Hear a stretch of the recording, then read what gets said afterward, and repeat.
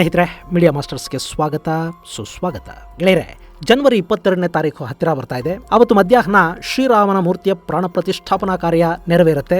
ಕೋಟ್ಯಂತರ ಭಕ್ತರ ಶತಮಾನಗಳ ಕನಸು ಈ ಸಂದರ್ಭದಲ್ಲಿ ನನಸಾಗ್ತಾ ಇದೆ. ಇಂಥ ಹೊತ್ತಲ್ಲಿ ರಾಮ ಮಂದಿರ ಉತ್ತರ ಮತ್ತು ದಕ್ಷಿಣ ಭಾರತಗಳನ್ನ ಬೆಸೆಯುವ ಸೂಚನೆಯನ್ನು ಕೂಡ ಕೊಡ್ತಾ ಇದೆ. ಅಲ್ಲಿಗೆ ಕೋಟ್ಯಂತರ ಭಕ್ತರ ಶತಮಾನಗಳ ಕನಸು ನನಸಾಗ್ತಾ ಇದೆ. ಇನ್ನು ಶ್ರೀರಾಮ ಭಾರತಕ್ಕಷ್ಟೇ ಅಲ್ಲ, ಅಖಂಡ ಭಾರತದ ಆರಾಧ್ಯ ದೈವವಾಗಿದ್ದವನು. ರಾಮಾಯಣ ಇವತ್ತು ಭಾರತದಲ್ಲಿ ಮಾತ್ರ ಅಲ್ಲ, ಆಗ್ನೇಯ ಏಷ್ಯಾ, ಪರ್ಷಿಯನ್ ಭಾಷೆಗಳಲ್ಲಿ ಕೂಡ ರಾಮಾಯಣದ ರಚನೆ ಆಗಿದೆ. ಇನ್ನು ಭಾರತದ ವಿಷಯಕ್ಕೆ ಬರೋದಾದ್ರೆ, ರಾಮ ನಮ್ಮ ಬದುಕಿನ ಭಾಗ. ನೀವು ಯಾವ ಊರಿಗೆ ಹೋದ್ರೂ ಅಲ್ಲಿ ರಾಮನ ಹೆಸರಿನ ಜನ ಸಿಗ್ತಾರೆ. ರಾಮನಾಮ ಸ್ಮರಣೆ ಇಲ್ಲದೆ ನಮಗೆ ದಿನ ಕಳೆಯೋದೇ ಇಲ್ಲ. ಗೊತ್ತಿದ್ದೋ ಗೊತ್ತಿಲ್ಲದೇನೋ ಸಾಕಷ್ಟು ಬಾರಿ ರಾಮನ ಹೆಸರು ನಮ್ಮ ಬಾಯಲ್ಲಿ ಬಂದು ಬಿಡುತ್ತೆ. ಇನ್ನು ರಾಮನಿಗೂ ದಕ್ಷಿಣ ಭಾರತಕ್ಕೂ ಇರೋ ಸಂಬಂಧನೇ ಬೇರೆ. ಹಾಗೆ ಈ ರಾಮ ಮಂದಿರ ಅನ್ನೋದು ರಾಷ್ಟ್ರ ಮಂದಿರ ಕೂಡ. ಹೀಗಾಗಿ ಮಂದಿರ ಉತ್ತರ ದಕ್ಷಿಣಗಳನ್ನ ಬೆಸೆಯುವ ಕೆಲಸವನ್ನು ಕೂಡ ಮಾಡ್ತಾ ಇದೆ. ಅದಕ್ಕೆ ಕಾರಣ ಆಗ್ತಾ ಇರೋದು ರಾಮಲಲ್ಲ, ಅಂದ್ರೆ ಬಾಲರಾಮನ ಮೂರ್ತಿ. ಹಾಗಾದ್ರೆ ಏನಿದರ ವಿಶೇಷ?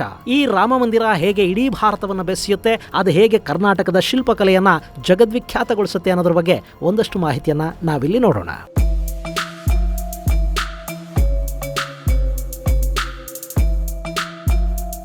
ಗೆಳೆಯರೆ, ಮಂದಿರದ ಉದ್ಘಾಟನೆಗೆ ಕ್ಷಣಗಣನೆ ಆರಂಭ ಆಗ್ತಿದ್ದಂತೆ ಏನೋ ಒಂಥರ ರೋಮಾಂಚನ. ಈಗಾಗಲೇ ರಾಮಲಲ್ಲಾನ ಮೂರ್ತಿ ಕೂಡ ಜನ್ಮಸ್ಥಾನವನ್ನು ತಲುಪಿದೆ.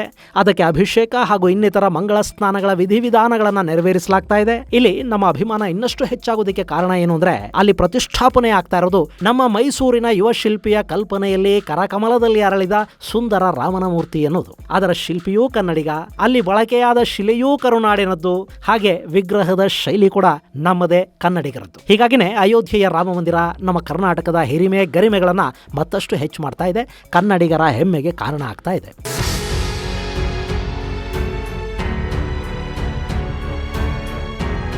ಗೆಳೆಯರೆ, ನಿಮ್ಮಲ್ಲಿ ಯಾರಿಗಾದ್ರೂ ವಿಗ್ರಹ ಶಾಸ್ತ್ರದ ಬಗ್ಗೆ ಒಂದಷ್ಟು ಆಸಕ್ತಿ ಇದ್ರೆ, ಯಾವುದೇ ವಿಗ್ರಹವನ್ನ ನೀವು ನೋಡೋ ರೀತಿನೇ ಬದಲಾಗಿ ಹೋಗುತ್ತೆ. ನಮ್ಮಲ್ಲಿ ಉತ್ತರದ ಶಿಲ್ಪಿಗಳು ಕೆತ್ತೋ ವಿಗ್ರಹಗಳಿಗೂ ನಮ್ಮ ದಕ್ಷಿಣದ ಶಿಲ್ಪಿಗಳು ಕೆತ್ತೋ ವಿಗ್ರಹಗಳಿಗೂ ತುಂಬಾ ವ್ಯತ್ಯಾಸ ಇದೆ. ಇನ್ನು ಅದರಲ್ಲೂ ನಮ್ಮ ಕರ್ನಾಟಕ ಹಾಗೂ ತಮಿಳುನಾಡುಗಳಲ್ಲಿ ಕೆತ್ತನೆಯ ಶೈಲಿಯಲ್ಲಿ, ವಿಗ್ರಹದ ಸೌಂದರ್ಯದಲ್ಲಿ ಸಾಕಷ್ಟು ವೈವಿಧ್ಯತೆ ನೋಡೋದಕ್ಕೆ ಸಿಗುತ್ತೆ. ಇನ್ನು ನೀವು ಉತ್ತರ ಭಾರತ ಹಾಗೂ ದಕ್ಷಿಣ ಭಾರತಗಳ ದೇವಾಲಯಗಳನ್ನು ನೋಡಿದ್ರೆ ಅಲ್ಲಿನ ವಿಗ್ರಹಗಳಲ್ಲಿನ ವ್ಯತ್ಯಾಸ ಕೂಡ ಗೊತ್ತಾಗುತ್ತೆ. ಉತ್ತರದಲ್ಲಿ ಮಾರ್ಬಲ್ ನಿಂದ ನಿರ್ಮಿತವಾದ ಬಿಳಿಯ ವಿಗ್ರಹಗಳು ಕಾಣಸಿಗುತ್ತವೆ. ನಾನು ಅಯೋಧ್ಯೆಗೆ ಹೋದಾಗ ಅಲ್ಲಿ ಎರಡು ರಾಮ ಮಂದಿರಗಳಿಗೆ ಹೋಗಿದ್ದೆ. ಒಂದರ ಹೆಸರು ಕಾಲಾರಾಮ್, ಇನ್ನೊಂದು ಗೋರಾರಾಮ್. ಕಾಲಾರಾಮ್ ಅಂದ್ರೆ ಕಪ್ಪು ಕಲ್ಲಿನ ವಿಗ್ರಹ, ಗೋರಾರಾಮ್ ಅಂದ್ರೆ ಅದೇ ಉತ್ತರ ಭಾರತದ ಶೈಲಿಯ ಮಾರ್ಬಲ್ ವಿಗ್ರಹ, ಅಂದ್ರೆ ಬಿಳಿಯ ರಾಮನ ವಿಗ್ರಹ. ಇತ್ತೀಚೆಗಂತೂ ನೀವು ಉತ್ತರದ ಯಾವುದೇ ದೇವಾಲಯಕ್ಕೆ ಹೋದ್ರೂ ಅಲ್ಲಿ ನಿಮಗೆ ನೋಡೋದಕ್ಕೆ ಸಿಗೋದು ಮಾರ್ಬಲ್ ವಿಗ್ರಹಗಳೇ. ಅದು ಅಲ್ಲಿನ ಶೈಲಿ. ಆದ್ರೆ ದಕ್ಷಿಣದಲ್ಲಿ ಇತ್ತೀಚೆಗಿನ ಕೆಲ ಮಂದಿರಗಳಲ್ಲಿ ಬಿಟ್ರೆ ಯಾವ ಪುರಾತನ ಮಂದಿರದಲ್ಲೂ ನಿಮಗೆ ಮಾರ್ಬಲ್ ವಿಗ್ರಹಗಳು ನೋಡೋದಕ್ಕೆ ಸಿಗೋದಿಲ್ಲ. ಹಾಗೆ ನಮ್ಮ ದಕ್ಷಿಣದ ಪುರಾತನ ವಿಗ್ರಹಗಳು ಅತ್ಯಂತ ಜೀವಂತಿಕೆಯನ್ನು ತುಂಬಿಕೊಂಡಿರುತ್ತವೆ. ಅದರ ಆಕಾರ, ದಿರಿಸು, ಕಿರೀಟ, ಆಭರಣಗಳು ಪ್ರತಿಯೊಂದರಲ್ಲೂ ಸೌಂದರ್ಯವೇ ಸೌಂದರ್ಯ. ಹಾಗೆ ವಿಗ್ರಹದ ಸುತ್ತಲಿನ ಪ್ರಭಾವಳಿ, ಅದರ ಸೂಕ್ಷ್ಮ ಕೆತ್ತನೆಗಳು, ಆ ಕುಸುರಿ ಕೆಲಸ, ಅದೆಲ್ಲ ನಮ್ಮ ದಕ್ಷಿಣದ ಶಿಲ್ಪಿಗಳನ್ನ ಬಿಟ್ರೆ ಬಹುಶಃ ಇನ್ಯಾರು ಮಾಡೋದಕ್ಕೆ ಸಾಧ್ಯನೇ ಇಲ್ಲವೇನೋ. ಗೆಳೆಯರೆ, ಇವತ್ತು ಬಿಡಿ ಸಾಕಷ್ಟು ಯಂತ್ರಗಳು ಬಂದಿವೆ. ಆದ್ರೆ ಪುರಾತನವಾದ ಶತಮಾನಗಳ ಹಿಂದಿನ ನಮ್ಮ ಹೊಯ್ಸಳ ದೇವಾಲಯಗಳಿಗೆ ಹೋಗಿ ನೋಡಿ, ಅಲ್ಲವತ್ತು ಇನ್ಯಾವ ಯಂತ್ರಗಳಿದ್ವು. ಆದರೂ ಅಷ್ಟು ಸುಂದರ ವಿಗ್ರಹಗಳನ್ನಲ್ಲಿ ನಿರ್ಮಾಣ ಮಾಡಬೇಕು ಅಂದ್ರೆ ನಮ್ಮ ಶಿಲ್ಪಿಗಳ ತಾಳ್ಮೆ, ಕೌಶಲ್ಯ, ಸೌಂದರ್ಯ ಪ್ರಜ್ಞೆ, ಕಾರ್ಯದಕ್ಷತೆ ಅವುಗಳನ್ನು ವರ್ಣಿಸೋದಕ್ಕೆ ಸಾಧ್ಯನಾ? ನಮ್ಮಲ್ಲಿ ಗಂಗಾ, ಕದಂಬ, ಚಾಲುಕ್ಯ, ಪಲ್ಲವ, ರಾಷ್ಟ್ರಕೂಟ, ಚೋಳ, ಹೊಯ್ಸಳ, ವಿಜಯನಗರ ಶೈಲಿಯ ದೇವಾಲಯಗಳು ಕಣ್ಮನ ಸೆಳೆಯುತ್ತವೆ. ಉತ್ತರದಲ್ಲಿ ಕೂಡ ಇಂಥದ್ದೇ ಸುಂದರ ಶಿಲ್ಪಕಲಾ ಸೌರಭಗಳಿದ್ದುವೇನೋ, ಆದ್ರೆ ಸಾಕಷ್ಟು ಮಂದಿರಗಳು ಅಲ್ಲಿ ನಿರಂತರ ದಾಳಿಯಲ್ಲಿ ನಾಶವಾಗಿ ಹೋಗಿವೆ. ಹೀಗಾಗಿ ನಾವು ಭವ್ಯ ಮಂದಿರಗಳನ್ನ ನೋಡೋದಿಕ್ಕೆ ಇವತ್ತು ಸಾಧ್ಯವಾಗ್ತಾ ಇರೋದು ನಮ್ಮ ದಕ್ಷಿಣದಲ್ಲಿ ಮಾತ್ರ. ಇನ್ನು ಈ ಎಲ್ಲ ದೇವಾಲಯಗಳ ಪೈಕಿ ಅತ್ಯದ್ಭುತ ಶಿಲ್ಪಕಲಾ ವೈಭವವನ್ನು ಹೊಂದಿರೋದು ಹೊಯ್ಸಳ ದೇವಾಲಯಗಳು. ಈಗ ನಮ್ಮ ಕನ್ನಡ ಶಿಲ್ಪಿ ಅರುಣ್ ಯೋಗಿರಾಜ್ ಕೆತ್ತಿರೋ ರಾಮಲಲ್ಲಾ ವಿಗ್ರಹ ಕೂಡ ಹೊಯ್ಸಳರ ಶೈಲಿಯಲ್ಲೇ ಕಾಣುತ್ತೆ. ಅಂದ್ರೆ ಅಯೋಧ್ಯೆಯ ಮಂದಿರದಲ್ಲಿ ಕರುನಾಡಿನ ಹೊಯ್ಸಳ ಶೈಲಿಯ, ಕರ್ನಾಟಕ ಶೈಲಿಯ ವಿಗ್ರಹ ಪ್ರತಿಷ್ಠಾಪನೆ ಆಗ್ತಾ ಇದೆ.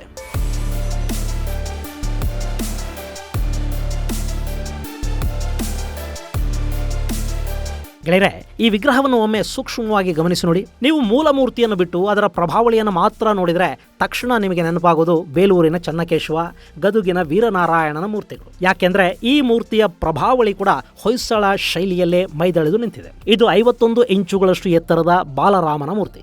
ಬಹಳಷ್ಟು ಜನ ರಾಮಲಲ್ಲಾ ಅಂತ ಯಾಕೆ ಕರೀತಾರೆ ಅಂತ ಹಿಂದಿನ ವಿಡಿಯೋಗಳಲ್ಲಿ ಕೇಳಿದಿರಿ. ನಾವು ಬಾಲರಾಮ ಅಂತೀವಲ್ಲ, ಅದನ್ನೇ ಅವರು ರಾಮಲಲ್ಲಾ ಅಂತ ಹೇಳ್ತಾರೆ. ಲಲ್ಲಾ ಅಂದ್ರೆ ಮಗು ಅಂತ ಅರ್ಥ. ಇನ್ನು ಈ ವಿಗ್ರಹ ನಿರ್ಮಾಣಕ್ಕೆ ಬಳಕೆಯಾಗಿರುವುದು ನಮ್ಮ ಕರ್ನಾಟಕದ ಹೆಗ್ಗಡ ದೇವನಕೋಟೆಯ ಶಿಲೆ. ಅದನ್ನು ಕೆತ್ತಿರೋ ಶಿಲ್ಪಿ ನಮ್ಮ ಕರ್ನಾಟಕದವರು, ಹಾಗೂ ಆ ವಿಗ್ರಹದ ಶೈಲಿ ಕೂಡ ನಮ್ಮ ಕರುನಾಡಿನದ್ದೇ. ನಮಗೆ ಹೆಮ್ಮೆ ಪಡೋದಕ್ಕೆ ಇದಕ್ಕಿಂತ ಇನ್ನೇನ್ ತಾನೇ ಬೇಕು ಗೆಳೆಯರೆ. ನಾನು ಬೆಳಗ್ಗೆಯಿಂದ ನ್ಯೂಸ್ ಚಾನೆಲ್ಗಳ ಕಡೆ ಒಂದು ಸ್ವಲ್ಪ ಕಣ್ಣಿಟ್ಕೊಂಡು ಕೂತ್ಕೊಂಡಿದ್ದೆ. ವಿಗ್ರಹದ ಬಗ್ಗೆ ಅದರಲ್ಲಿ ಗಂಟೆಗಟ್ಟಲೆ ಹೇಳ್ತಾ ಇದ್ರು. ಆದ್ರೆ ಯಾರಾದ್ರೂ ಈ ವಿಗ್ರಹ ನಮ್ಮ ಕರ್ನಾಟಕ ಶೈಲಿಯದ್ದು ಅನ್ನೋ ಬಗ್ಗೆ ಹೇಳ್ತಾರಾ ಅಂತ ನೋಡ್ತಿದ್ದೆ. ಆದ್ರೆ ಅದ್ಯಾವುದರ ಬಗ್ಗೆಯೂ ಒಂದೇ ಒಂದು ಮಾತನ್ನು ಕೂಡ ಯಾರೂ ಹೇಳಿದ್ದು ನನ್ನ ಕಿವಿಗಂತೂ ಬೀಳಿಲ್ಲ. ಸ್ನೇಹಿತರೆ, ಈ ಪ್ರಭಾವಳಿ ಹೊಯ್ಸಳ ಶೈಲಿಯಲ್ಲಿದೆ. ಇದರ ಮೇಲೆ ದಶಾವತಾರದ ಚಿತ್ರಗಳನ್ನ ಕೆತ್ತಲಾಗಿದೆ. ಕೆಳಗೆ ಹನುಮ ಇದ್ದಾನೆ. ಇನ್ನು ರಾಮನ ಮುಖ ಇದೆಯಲ್ಲ, ಇದು ಬಾದಾಮಿ ಚಾಲುಕ್ಯರ ಶೈಲಿಯನ್ನ ಹೋಲುತ್ತಾದರೂ ಅದು ತುಂಬಾ ರಿಯಲಿಸ್ಟಿಕ್ ಆಗಿ ಕಾಣುತ್ತೆ. ಇನ್ನು ವಸ್ತ್ರ ಚೋಳರ ಶೈಲಿಯಲ್ಲಿದೆ. ಆಭರಣಗಳು ಕೂಡ ಹೊಯ್ಸಳರ ಶೈಲಿಯಲ್ಲೇ ಇವೆ. ಆದರೆ ಹೊಯ್ಸಳರ ಶೈಲಿಯ ವಿಗ್ರಹಗಳಲ್ಲಿ ನಮಗೆ ವೈಜಯಂತಿ ಮಾಲೆ ನೋಡೋದಕ್ಕೆ ಸಿಗುತ್ತೆ, ರಾಮನ ವಿಗ್ರಹದಲ್ಲದಿಲ್ಲ. ಇನ್ನು ಈ ಬಾಲರಾಮನ ವಿಗ್ರಹದ ಪ್ರಭಾವಳಿ ಹೊಯ್ಸಳ ಶೈಲಿಯಲ್ಲೇ ಇದ್ರೂ ಅದರಲ್ಲಿ ಸ್ವಸ್ತಿಕ್ ಮತ್ತು ಓಂ ಚಿಹ್ನೆಗಳಿವೆ. ಇವು ಪುರಾತನ ಹೊಯ್ಸಳರ ವಿಗ್ರಹಗಳಲ್ಲಿ ಕಾಣೋದಕ್ಕೆ ಸಿಗೋದಿಲ್ಲ. ಇಲ್ಲಿ ಉತ್ತರ ಭಾರತದ ಶೈಲಿಯನ್ನ ಹೊಯ್ಸಳ ಶೈಲಿಯ ಜೊತೆಗೆ ಅರುಣ್ ಮರ್ಜ್ ಮಾಡಿದ ಹಾಗೆ ಕಾಣ್ತಾ ಇದೆ. ಇನ್ನು ಈ ವಿಗ್ರಹ ಬಾಲರಾಮನದ್ದು, ಅಂದ್ರೆ ಪಟ್ಟಾಭಿಷೇಕಕ್ಕೆ ಮೊದಲಿನ ರಾಮನ ವಿಗ್ರಹ. ಹೀಗಾಗಿ ಈ ವಿಗ್ರಹಕ್ಕೆ ಕಿರೀಟ ಇಲ್ಲ. ಗೆಳೆಯರೆ, ಈಗ ನಿರ್ಮಾಣವಾಗಿರುವ ಅಯೋಧ್ಯೆಯ ಮಂದಿರ ಇದೆಯಲ್ಲ, ಇದು ಉತ್ತರ ಭಾರತದ ನಾಗರ ಶೈಲಿಯಲ್ಲಿ ನಿರ್ಮಾಣಗೊಂಡಿದೆ. ಈ ಶೈಲಿಯಲ್ಲಿ ಮಂದಿರಗಳು ಭವ್ಯವಾಗಿರುತ್ತವೆ, ದೊಡ್ಡದಾಗಿರುತ್ತವೆ. ಆದ್ರೆ ಅಲ್ಲಿ ಹೆಚ್ಚು ಶಿಲ್ಪಕಲೆ ಇರೋದಿಲ್ಲ.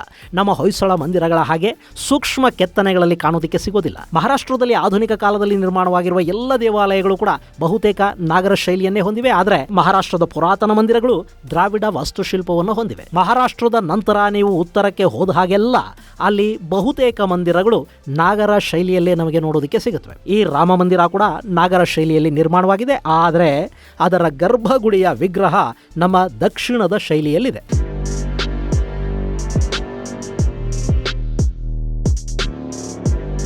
ಸ್ನೇಹಿತರೆ, ದಕ್ಷಿಣಕ್ಕೂ ರಾಮ ಮತ್ತು ರಾಮಾಯಣಕ್ಕೂ ಅವಿನಾಭಾವ ಸಂಬಂಧ. ರಾಮನ ಮೂಲ ಪುರುಷರು ಅಂದ್ರೆ ಇಕ್ಷ್ವಾಕು ವಂಶಸ್ಥರು ದಕ್ಷಿಣ ಭಾರತದ ಮೂಲದವರು. ನೀವು ಆರ್ಯ ದ್ರಾವಿಡ ಅನ್ನೋ ಬ್ರಿಟಿಷರು ಬಿತ್ತಿದ ಸಿದ್ಧಾಂತವನ್ನೇ ನಂಬಿದ್ರೂ ಕೂಡ ರಾಮನ ಮೂಲ ಪುರುಷರು ನಮ್ಮ ದಕ್ಷಿಣದವರು ಕಣ್ರಿ, ದ್ರಾವಿಡರು. ಇನ್ನು ರಾಮ ಬೆಳ್ಳಗಿರ್ಲಿಲ್ಲ, ಅವನು ನೀಲಮೇಘ ಶ್ಯಾಮ ಅಂದ್ರೆ ಕಪ್ಪು ಬಣ್ಣವನ್ನು ಹೊಂದಿದ್ದ, ನಿಮ್ಮ ಹಾಗೆ. ಇನ್ನು ಇಕ್ಷ್ವಾಕುಗಳ ಕುಲದೈವ ನಮ್ಮ ರಂಗನಾಥ ಸ್ವಾಮಿ. ಮಾತೆ ಕೌಸಲ್ಯೆ ರಂಗನಾಥನನ್ನ ಪೂಜೆ ಮಾಡ್ತಾ ಇದ್ಲಂತೆ. ರಂಗನಾಥ ಅವರ ಕುಲದೈವ. ಇನ್ನು ರಾಮನ ಸತಿ ಸೀತಾಮಾತೆಯನ್ನ ರಾಕ್ಷಸ ರಾವಣ ಅಪಹರಿಸಿಕೊಂಡು ಹೋಗ್ತಾನಲ್ಲ, ಆಗ ತಾಯಿಯನ್ನು ಹುಡುಕ್ತಾ ರಾಮ ದಕ್ಷಿಣಕ್ಕೆ ಬಂದ. ಇಲ್ಲಿ ಶಬರಿಯನ್ನು ಭೇಟಿ ಮಾಡ್ದ. ಕಿಷ್ಕಿಂಧೆಯಲ್ಲಿ ವಾನರರನ್ನು ಸಂಧಿಸಿದ್ದ. ಅವರ ನೆರವು ಪಡ್ಕೊಂಡೆ ಸಮುದ್ರಕ್ಕೆ ವಾರಿಧಿಯನ್ನು ಕಟ್ಟಿಸಿದ. ಆ ವಾನರರ ನೆರವಿನಿಂದಲೇ ರಾವಣನನ್ನ ಸಂಹರಿಸಿ ಸೀತಾಮಾತೆಯನ್ನ ರಕ್ಷಿಸಿ ಕರೆದೊಯ್ದ. ಹಾಗೆ ಅಯೋಧ್ಯೆಗೆ ಹಿಂತಿರುಗಿ ಅಲ್ಲಿ ಪಟ್ಟಾಭಿಷಿಕ್ತನಾದ ರಾಮನಿಗೆ ವಿಭೀಷಣ ತನ್ನ ಸಾಮ್ರಾಜ್ಯವನ್ನು ಒಪ್ಪಿಸಿ ಬಿಡೋದಕ್ಕೆ ಮುಂದಾಗ್ತಾನೆ. ಸ್ವರ್ಣ ಲಂಕೆಯನ್ನು ಕೂಡ ನೀನೇ ಆಳಿಬಿಡು ರಾಮ ಅಂತ ಕೇಳ್ಕೊತಾನೆ.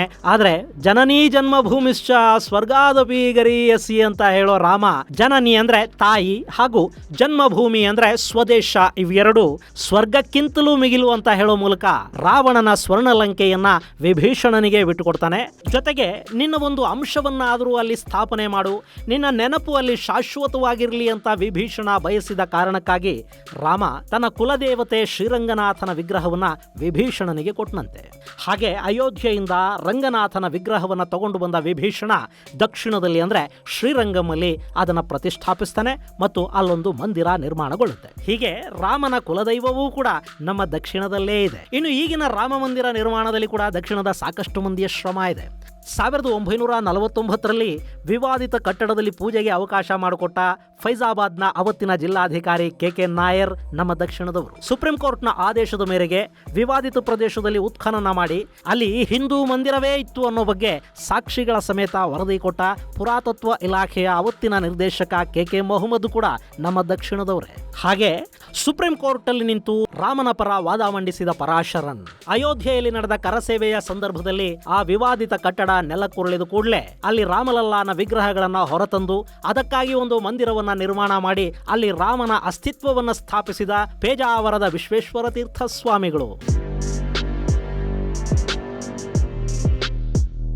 ಇನ್ನು ಈಗ ಮಂದಿರ ನಿರ್ಮಾಣದ ಉಸ್ತುವಾರಿಯನ್ನು ಹೊತ್ತು ಹಗಲು ರಾತ್ರಿ ಅಯೋಧ್ಯೆಯಲ್ಲಿ ಕೆಲಸ ಮಾಡಿದ ವಿಶ್ವ ಹಿಂದೂ ಪರಿಷತ್ನ ಮುಖ್ಯಸ್ಥ ಮತ್ತು ನಮ್ಮ ಕರ್ನಾಟಕದವರೇ ಆದ ಗೋಪಾಲ್ ನಾಗರಕಟ್ಟೆ ಹಾಗೂ ಅವರ ಪಡೆ ಪಟ್ಟಿ ಮಾಡ್ತಾ ಹೋದ್ರೆ ಅಲ್ಲಿ ದೊಡ್ಡದೊಂದು ಲಿಸ್ಟೇ ಕೊಡಬಹುದು. ಈಗ ಅದಕ್ಕೆ ನಮ್ಮ ಅರುಣ್ ಅವರ ವಿಗ್ರಹ, ಹೊಯ್ಸಳ ಚಾಲುಕ್ಯ ಶೈಲಿಗಳು ಕೂಡ ಸೇರ್ಕೊಂಡಿವೆ. ಗೆಳೆಯರೆ, ಇನ್ನು ರಾಮಯಾನ ಇದೆಯಲ್ಲ, ಅಂದ್ರೆ ಉತ್ತರದಿಂದ ರಾಮ ದಕ್ಷಿಣದ ಶ್ರೀಲಂಕೆಯವರೆಗೆ ನಡೆದು ಹೋದ ಕಥೆ ಇದೆಯಲ್ಲ, ಅಲ್ಲಿ ಕೂಡ ನಮ್ಮ ಕರ್ನಾಟಕದ ಪಾತ್ರ ಅತ್ಯಂತ ಮಹತ್ವವನ್ನು ಪಡ್ಕೊಳ್ಳುತ್ತೆ. ನಮ್ಮಲ್ಲಿ ರಾಮನ ಪಾದಸ್ಪರ್ಶದಿಂದ ಪುನೀತಗೊಂಡ ಸಾಕಷ್ಟು ಪ್ರದೇಶಗಳಿವೆ. ನಮ್ಮ ಇವತ್ತಿನ ಬೆಳಗಾವಿ ಜಿಲ್ಲೆಯಲ್ಲಿನ ಸುರೇವಾನದಲ್ಲಿ ಶಬರಿ ರಾಮನನ್ನ ಭೇಟಿ ಮಾಡಿದ್ಲು ಅಂತ ಹೇಳ್ತಾರೆ. ವಿಜಯಪುರದ ಅಲಮೇಲದಲ್ಲಿ ರಾಮ ಶಿವಲಿಂಗವನ್ನು ಪ್ರತಿಷ್ಠಾಪಿಸಿ ಅಲ್ಲಿ ಪೂಜೆ ಮಾಡಿ ತನಗೆ ಯಶಸ್ಸನ್ನು ಕೊಡುವಂತ ಬೇಡಿದ್ದ ಅಂತ ಹೇಳ್ತಾರೆ. ಕಿಷ್ಕಿಂಧೆಯಲ್ಲಿ ಹನುಮ ಸುಗ್ರೀವರ ಭೇಟಿಯಾಗಿತ್ತು. ದಶರಥ ರಾಮೇಶ್ವರಕ್ಕೆ ರಾಮ ಬಂದು ಹೋಗಿದ್ದ. ನಮ್ಮ ದಕ್ಷಿಣ ಕನ್ನಡದ ಬೈಂದೂರಿನ ಸೈನೇಶ್ವರ ದೇವಾಲಯ ಇದೆಯಲ್ಲ, ಅಲ್ಲಿ ಕೂಡ ಶಿವನನ್ನ ಪ್ರತಿಷ್ಠಾಪನೆ ಮಾಡಿದ್ದು ರಾಮ ಮತ್ತು ಅಲ್ಲೊಂದು ಮಂದಿರವನ್ನ ಕಟ್ಟಿದ್ದು ರಾಮನ ಜೊತೆ ಬಂದಿದ್ದ ವಾನರ ಸೇನೆ ಅಂತ ಹೇಳ್ತಾರೆ. ಹೀಗೆ ರಾಮನ ಹೆಜ್ಜೆಯ ಗುರುತುಗಳು ನಮ್ಮ ಕರ್ನಾಟಕದಲ್ಲಿ ಕೂಡ ಸಾಕಷ್ಟು ಪ್ರದೇಶಗಳಲ್ಲಿ ನಮಗೆ ನೋಡೋದಕ್ಕೆ ಸಿಗುತ್ತವೆ.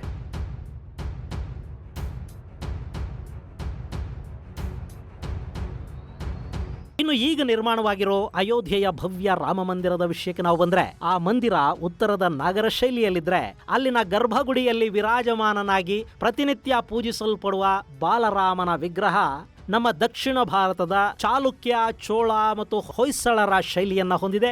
ಈ ಮೂಲಕ ರಾಮ ಜನ್ಮಭೂಮಿ ಟ್ರಸ್ಟ್ ಉತ್ತರ ಮತ್ತು ದಕ್ಷಿಣ ಎರಡನ್ನೂ ಒಂದು ಮಾಡುವ ಅತ್ಯದ್ಭುತ ಕೆಲಸವನ್ನ ಮಾಡಿದೆ. ಗೆಳೆಯರೆ, ಈ ರಾಮ ಮಂದಿರ ರಾಷ್ಟ್ರ ಮಂದಿರ ಕೂಡ. ಅದರ ಉದ್ಘಾಟನೆಗೆ ಈಗಾಗಲೇ ಎಲ್ಲ ತಯಾರಿಗಳು ನಡೆದಿವೆ. ರಾಮಲಲ್ಲ ಅಂದ್ರೆ ಬಾಲರಾಮ ಕೂಡ ಗರ್ಭಗುಡಿಯನ್ನ ಪ್ರವೇಶ ಮಾಡಿದ್ದಾನೆ. ಇನ್ನೇನಿದ್ರು ರಾಮನ ಪ್ರಾಣ ಪ್ರತಿಷ್ಠಾಪನೆ ಹಾಗೂ ಮಂದಿರದ ಉದ್ಘಾಟನೆ ಅಷ್ಟೇ ಬಾಕಿ ಇರೋದು. ಅದಕ್ಕಾಗಿ ಕೋಟ್ಯಂತರ ಜನ ಎದುರು ನೋಡ್ತಾ ಇದ್ದಾರೆ. ಆ ಸಂಭ್ರಮ ಇಡೀ ದೇಶದ ಸಂಭ್ರಮವಾಗಲಿ, ಇಡೀ ಭಾರತಕ್ಕೆ ರಾಮ ಮಂದಿರ ಮುಕುಟಪ್ರಾಯವಾಗಲಿ ಅಂತ ಆಶಿಸ್ತಾ, ಅಯೋಧ್ಯೆಯ ಮಂದಿರ ಉದ್ಘಾಟನೆಯ ದಿನ ನಿಮ್ಮೆಲ್ಲ ಊರುಗಳಲ್ಲಿನ ನಿಮ್ಮ ಆರಾಧ್ಯ ದೈವಗಳ ಮಂದಿರಗಳಲ್ಲಿ ಪೂಜೆಗಳನ್ನ ಮಾಡಿಸೋ ಮೂಲಕ, ನಿಮ್ಮ ಮನೆಗಳಲ್ಲಿ ದೀಪಗಳನ್ನ ಬೆಳಗಿಸೋ ಮೂಲಕ ರಾಮ ಮಂದಿರದ ಉದ್ಘಾಟನೆಯ ಸಂಭ್ರಮವನ್ನ ನಿಮ್ಮ ಮನೆ ಮತ್ತು ಮನಗಳಲ್ಲಿ ಆಚರಿಸಿ ಅಂತ ನಿಮಗೆ ಮನವಿ ಮಾಡ್ತಾ ಈ ಸಂಚಿಕೆಯನ್ನು ಮುಗಿಸ್ತೀನಿ. ಮುಂದಿನ ಸಂಚಿಕೆಯಲ್ಲಿ ಮತ್ತಷ್ಟು ವಿಶೇಷಗಳ ಜೊತೆ ಮತ್ತೆ ಭೇಟಿಯಾಗೋಣ. ಅಲ್ಲಿವರೆಗೆ ಜೈ ಹಿಂದ್, ಜೈ ಕರ್ನಾಟಕ.